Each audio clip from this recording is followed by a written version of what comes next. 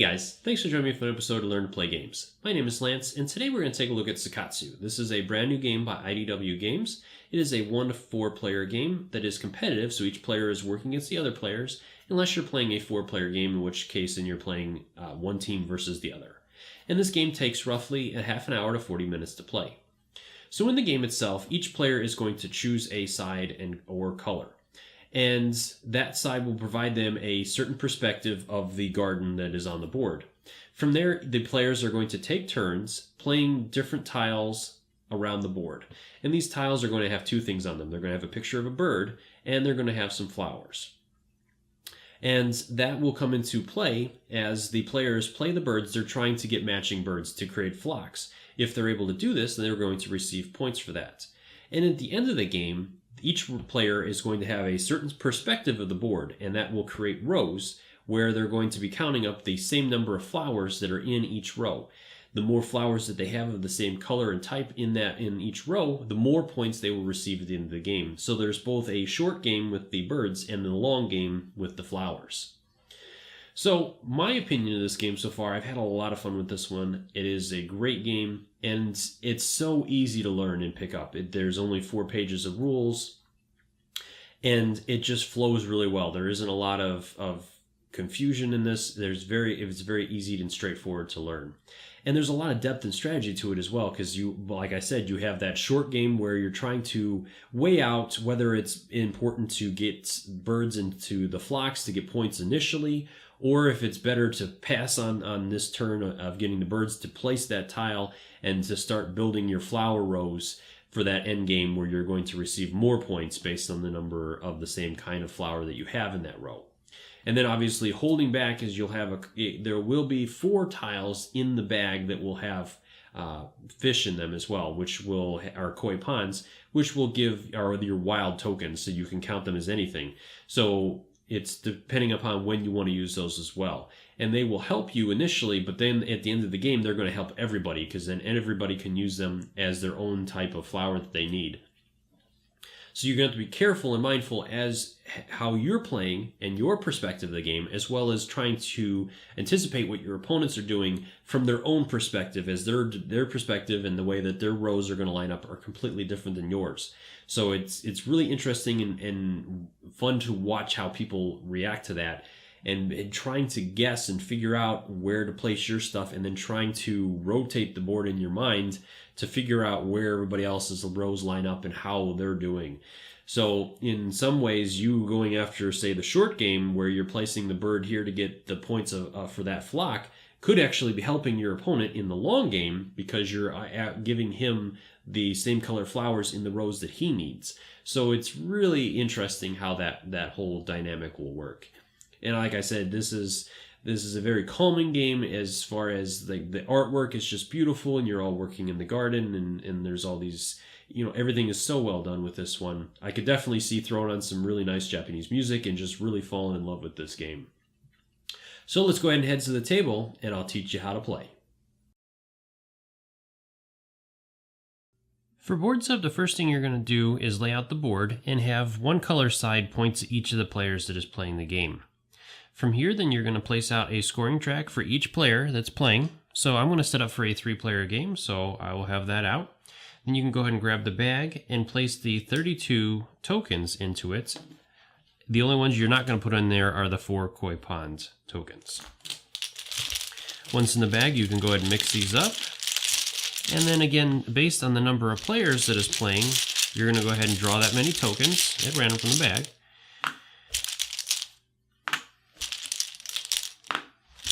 Okay, so then you're going to place 1 token in each of the flower spaces for a 3-player game. In a 2-player game, you would just place it in the pink and blue sides. And in a 4-player game, you would place it in these slots and not in that flower slot. Once you've done that, then you can go ahead and place the 4 koi pond tokens into the bag, shuffle it up, and then each player is going to draw 2 tokens from the bag, and you're going to want to keep these face down so the other players cannot see what you got.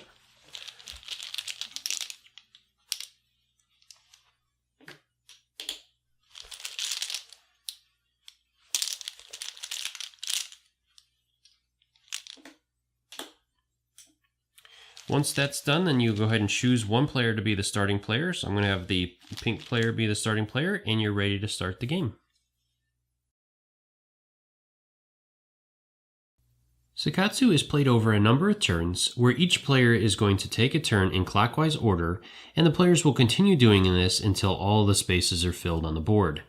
From there, then the players would move into a scoring round, and the player at the end that has the most points will be the overall winner of the game. During a player's turn, it is broken into 3 separate parts. So we're going to go ahead and take a look at these now. So we're going to go ahead and start with our first player. And so the first thing you're going to do during your turn is to play a tile from the 2 that you have. So in order to do that, there are 2 rules that you must follow. You must place the tile on an empty space. In this center space is not considered an empty space, so any other of the green spaces that does not have a tile in it yet is a legal space. And you must place the tile adjacent to another tile. So for example, with this tile, any of these spaces here would be considered adjacent to it. So our player over here is going to go ahead and do that. And the goal with this is to set up 2 different things. You want to try to put your tile adjacent to one or more of the same bird, because then you're going to get points for it, as you'll see in step 2. And you're also trying to set up your lines. So each player has 7 lines coming off of their area, and you're trying to set up these lines for the end of the game. In order to do that, you want the most color flowers of the same color in an individual line, as the more flowers of a single color you get, the more points you'll receive as well. So the game is balanced, trying to initially get points for matching the same birds, but then at the end of the game, you're going to get points for matching the same flowers, as you guys will see. Now that we've placed our tile, we're ready to move into the second part of the turn, which is scoring matching birds. So as long as you placed your tile next to a bird that matches your bird, you will receive points for it, and you will receive 1 point for your tile and 1 point for each tile that is adjacent to your tile that has the matching bird. So in this situation, the pink player would receive 2 points as he placed a green bird next to another green bird. But let's go ahead and say, for example, that we had played a couple turns and we had a couple more green birds around there. At that point, when he placed this, he would receive 1 for this and 1 for each of the birds that are surrounding him of the same color.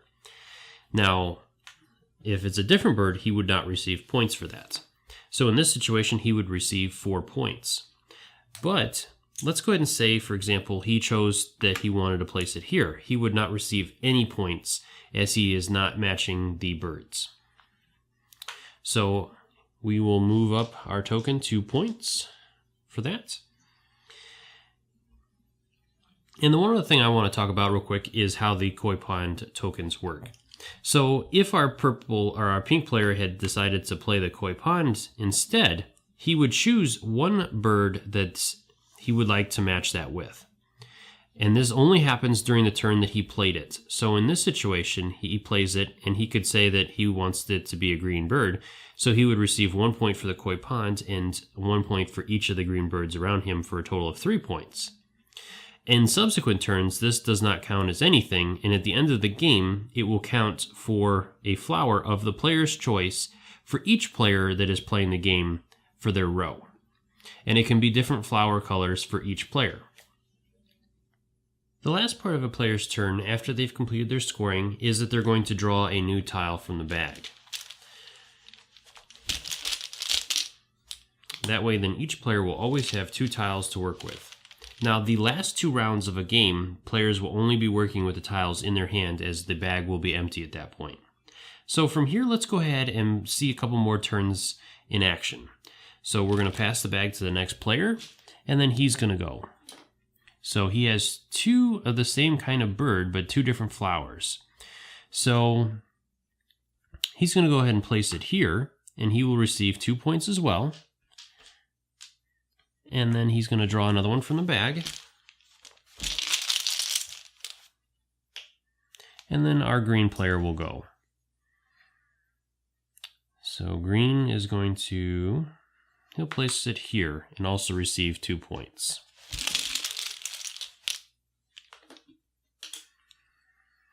Coming back over to our pink player.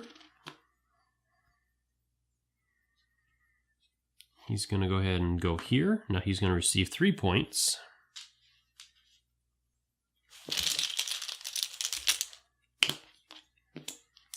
Back over to blue.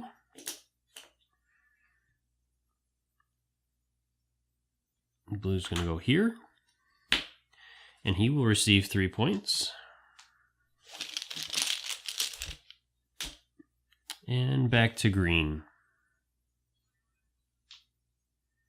So green was unfortunate. He did not pull any birds that are out there right now, so he's going to go ahead and try to set something up for later on then. So he's going to place this one over here.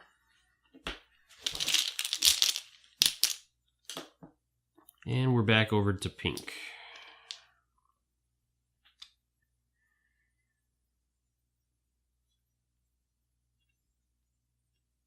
Pink will place one out there for 2 points.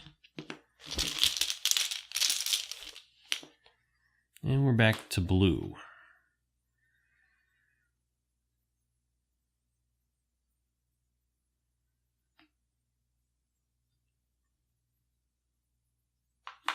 He'll go here, he'll get 3.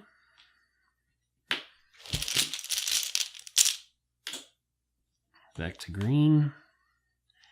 So green has got a koi ponds. So he's going to place it here, and he'll go with the green birds. So he'll receive 3 points for that. All right, I'm going to go ahead and jump ahead to the end of the game so you guys can see how scoring works. So I've gone ahead and finished the game, and now we're ready to move into final scoring. So during final scoring, what you're going to do is go down each line of your track and count up the number of flowers of the same color. Any koi ponds you have can be any color you choose, and that is applying to each player for their turn as well. So the koi ponds can be different colors for each player. So let's go ahead and start with purple or pink here. And as you guys can see on this chart, based on the number of flowers, the more points you're going to get. So going down this first row, we have 3 orange flowers and a koi pond. So we're going to make that an orange flower as well. So that will get him 10 points. So that'll put him at 38. Then we have this one. We have 3 blue. So that's going to get us 6 points. And then we have this one. So we have 2 pink flowers and 2 purple. So either way, we'll receive 3 points. Going down the middle track, we have 2 orange or 2 purple. So we're going to get 3 points there. Going down this track here, we have 2 purple and a koi pond for 3, so we'll get 6. Down this track here, we have 2 blue, and we'll have the koi pond be blue as well, so that's another 6 points. And then finally down here, we have 2 more and a koi pond for 3 again, so that is another 6. So pink ends at 68. So then we're going to rotate the board, and we will do blue here. So for blue going down this track, he has 2 purple, so he will receive 3 points. Going down this track, he has 2 purple and a koi pond for 6. Then we have the third row, so he has 3 light pink. So he'll receive 6 for that. Going down the middle row, he did very well. He has 4 blue and a koi pond for a total of 5. So he's going to get 15 points for that. So that is 48 and 5 for 3.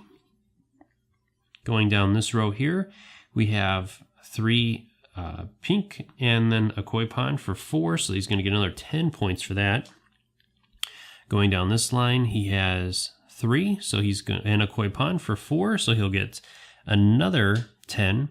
And then down here he has 3 more orange, so he will receive 6 more points. So he ends at 29, totally destroyed pink, and so the last player to go is green, so we'll see if green can catch him.